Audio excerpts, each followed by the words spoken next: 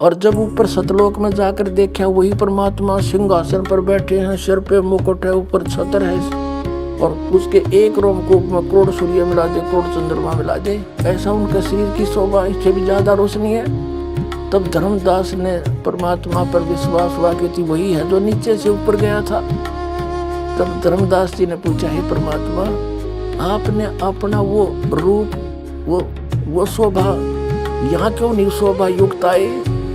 तो परमात्मा ने कहा, जब मैं एज इट इज उसी शोभा, उसी तेजपुंज से यहाँ आ जाऊं, तो इस निरंजन यहाँ के ब्रह्म भगवान का कलेजा हिल जा। और उस इतने नूर ने तुम देख नहीं सकते चरम दृष्टि, वो तो ऊपर की दृष्टि, उस आत्मा वाली न्यारी है। इसके लिए परमात्मा कहते हैं कि मोती मुक्ता दर्शत नाही, ये जगह सब अंदरे, और दिखत के तैन तस्मिन के फिरा मोतिया बंदरे।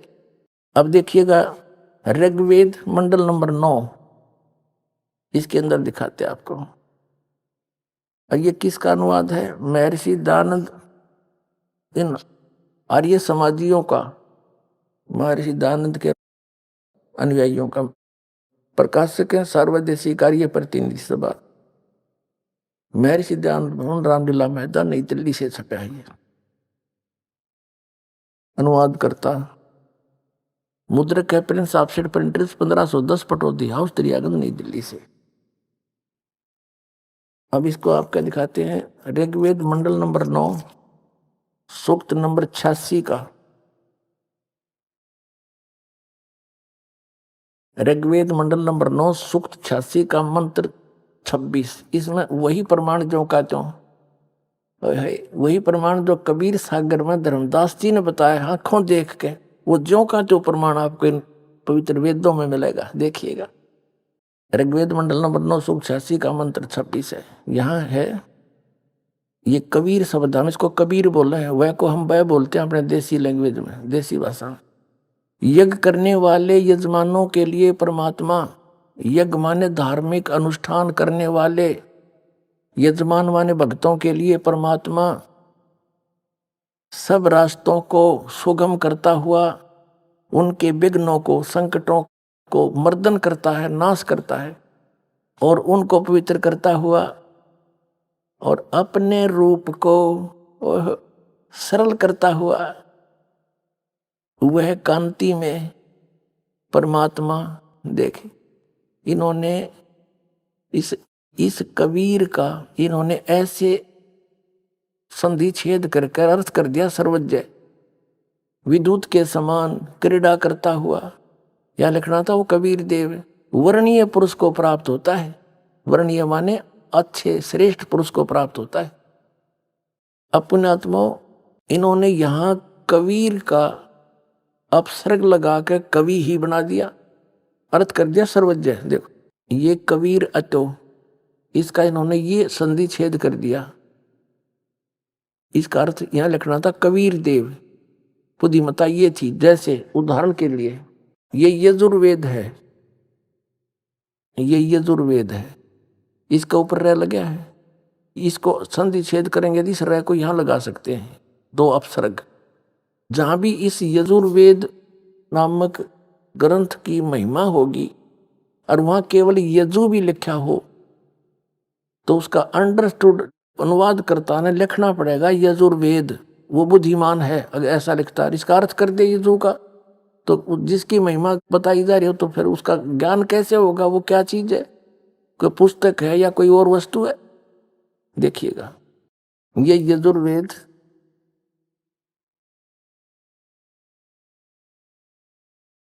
ये प्रकाशक हैं सर्वदेशी कार्य प्रतिनिधि सभा 2/5 महर्षि दयानंद भवन, रामलीला मैदान, नई दिल्ली से। इसके अनुवाद करता महर्षि दयानंद सरस्वती, आर्य समाज प्रवर्तक, मुद्रक Prince offset printers, 1510 Pataudi house, Daryaganj, नई दिल्ली से। इसके 36वें अध्याय में एक यजु शब्द है, यजुर्वेद की महिमा है। यो है 63वां अध्याय, 36वां अध्याय। इसका प्रथम ही मंत्र है। इसमें लिखा है रेचम वाचम परपदे मनो यजु, यजु हु परपदे। यहां देखो इसका अनुवाद यहाँ किया महर्षि दयानंद ने। यहाँ लिखा कि ये यजु का अर्थ इसने यजुर्वेद करना पड़ा, ओनली यजु लिखा मूल पाठ में, तो बिल्कुल ठीक किया। और यहाँ अगर कर देता इसका अर्थ तो कैसे पता लगता है महिमा यजुर्वेद की है किसी और की। तो ऐसे ही समझो पुण्यात्माओं, जहां पर परमात्मा की महिमा चल रही है, उसकी महिमा गाई जा रही है, और वहां ये कवि शब्द है तो कबीर देव लिखना पड़ेगा। और जहां पर कोई कविता के बारे में है तो वह अंडरस्टूड है काव्यकार, उसका अलग अर्थ किया जा सकता। सर्वज्ञ तो हो ही नहीं सकता, कवि कोई सर्वज्ञ हुआ आज तक? इन मारा के सट्टे। अब आपको दिखाते हैं हम फिर ये ऋग्वेद पर आगे यजुर्वेद रख दिया। अब हम यहां आगे ऋग्वेद मंडल नंबर 9 सूक्त 86 का ये मंत्र 26 है, हम फिर पढ़ने इसका। कहते हैं यज्ञ करने वाले यजमानों, यानी साधना करने वाले साधकों, भक्ति करने वाले भक्तों के लिए परमात्मा सब रास्तों को सुगम करता हुआ उनके विघ्नों को, संकटों को मर्दन करता है और उनको पवित्र करता हुआ और अपने रूप को सरल करता हुआ वह कांतिमान यानी तेजोमय शरीर युक्त परमात्मा कबीर देव, यहां लिखना चाहिए हमने कबीर देव, बस हम कबीर साहब बोल रहे हैं, ये कबीर देव लिख दें, ये व्याकरण के ज्ञाता कबीर देव लिख देते, हम उसको कबीर देव बोला। हाँ, कबीर देव माने परमेश्वर, कबीर साहब कह दें, भाषा भिन्न है, बाकी उसी महिमा की, उसी परमात्मा की महिमा चारों वेद बता रहे हैं। कबीर साहब ने कहा था, धर्मदास ये चारों वेद मेरी ही महिमा का गुणगान करते हैं।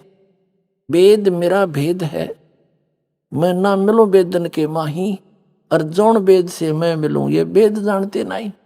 ये चारों वेद मेरी ही महिमा बता रहे हैं, लेकिन इन वेदों में वर्णित विधि से मेरी प्राप्ति नहीं, क्योंकि यजुर्वेद अध्याय नंबर 40 के मंत्र नंबर 10 से लेकर 13 तक स्पष्ट कर दिया है कि उस परमात्मा की सही जानकारी तो तत्वदर्शी संत बताओगे, उन तक पूछ ले। ये वेद ज्ञान दाता भी वही है जो गीता ज्ञान दाता है, और वही कुरान शरीफ ज्ञान दाता है। तो ये कहता है कि उनसे पूछो। तो यहाँ पर जो परमात्मा कहते हैं कि जो वेदों में ज्ञान है वो तो मेरे बारे में है, लेकिन मेरे पाने की विधि को ना, क्योंकि ये वेदों में केवल एक ओम मंत्र है। यजुर्वेद अध्याय नंबर 40 के और मंत्र नंबर 15 में कहा कि ओम कर्तु समर कल्वे समर कर्तुम समर, मुझ ब्रह्म का ओम नाम है। 40 में जाके फिर 17वें श्लोक में कहा कि वो परमात्मा तो प्रोक्ष है, गुप्त है, और मुझ ब्रह्म का ओम नाम है।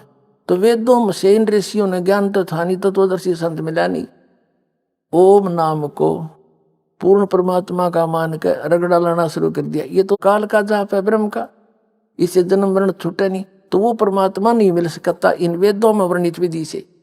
तो कबीर साहब कहते हैं कि वेद मेरा भेद है, मैं ना मिलूं वेदन के माही, और जौन वेद से मैं मिलूं ये वेद जानते नहीं। वो कौन सा वेद है?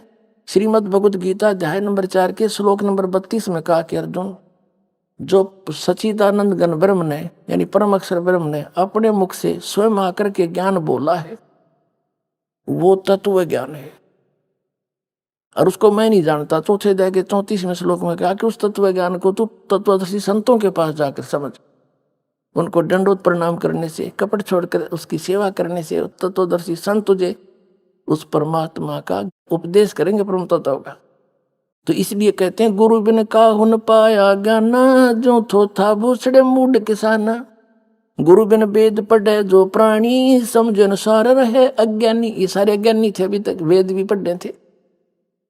अब फिर क्या बताते कबीर साहब के जौन वेद से मैं मिलूं ओ है तत्व ज्ञान, वो वेद जो भगवान ने स्वयं आकर बोला, और इस दास के सामने उसने खोला, अरे बाप के सामने दास ने ढूंढा उठा दिया, और आप भर लो इसके है अपने भंडार परमात्मा की तरफ से।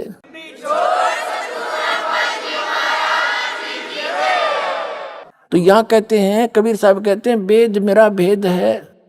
तो ये प्रकट हो रहा है कि कबीर है वो परमात्मा जो अपने रूप को सरल करके अलका तेज पुंज का बना के, जैसे आप जी ने कबीर सागर में देखा, धर्मदास जी ने जब नीचे से कबीर साहब आए हुए थे जिंदा महात्मा के रूप में, एक सिंपल मैन जैसा बॉडी।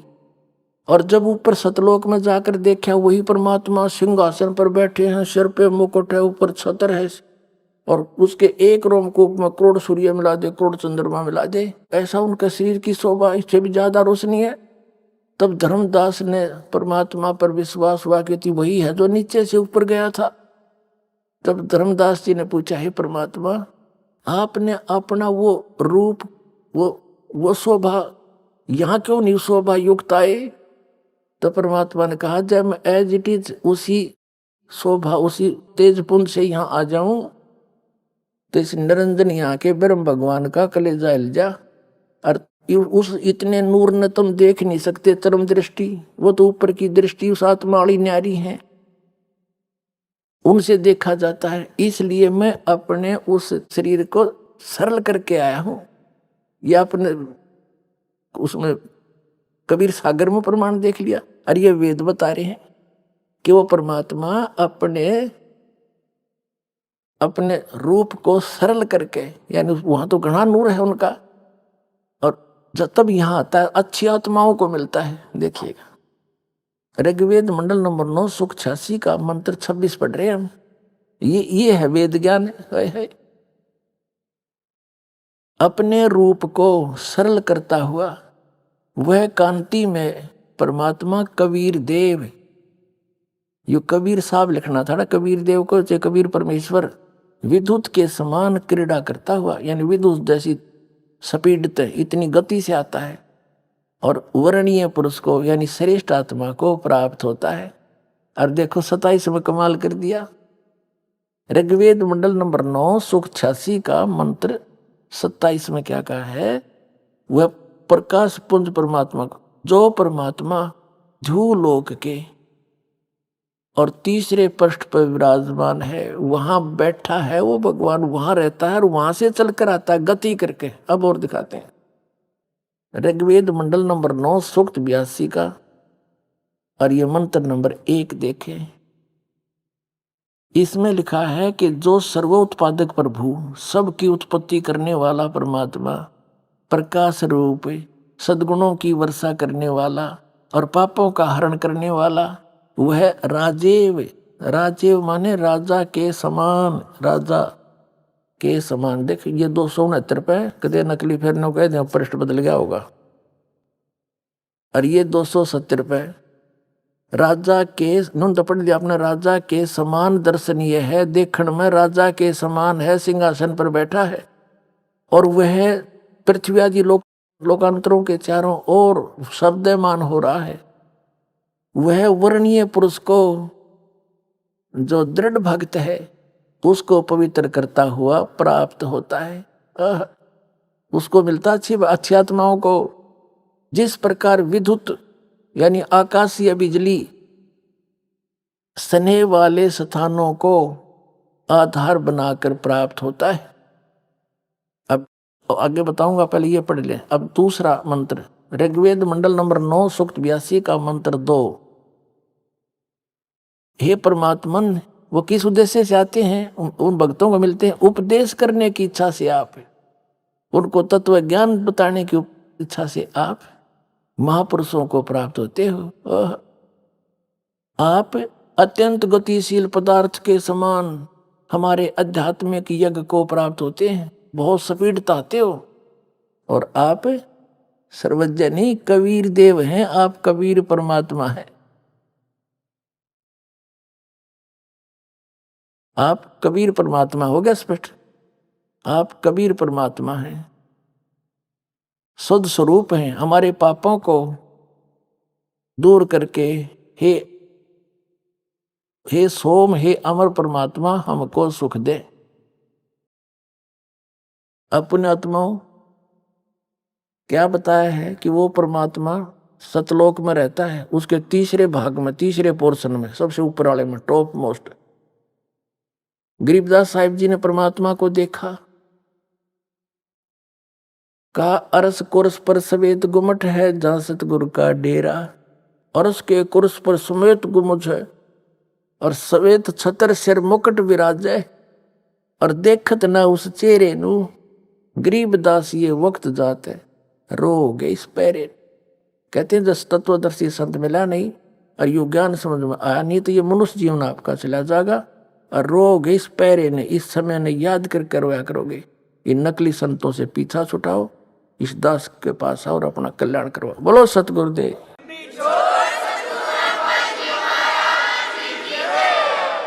पुण्यात्माओं, इन सभी सदग्रंथों ने और आंखों देखा महापुरुषों ने रल मिलकर सिद्ध कर दिया, कबीर इज गॉड, नर आकार है, सतलोक में रहता है, वहां से चल कर आता है। तो ये लीला कबीर भगवान ने की है, वो परमात्मा है, वो हम सबका पिता है, हमारे लिए भटक रहा है, उसको पहचानो और कल्याण करवाओ। बोलो सतगुरुदेव।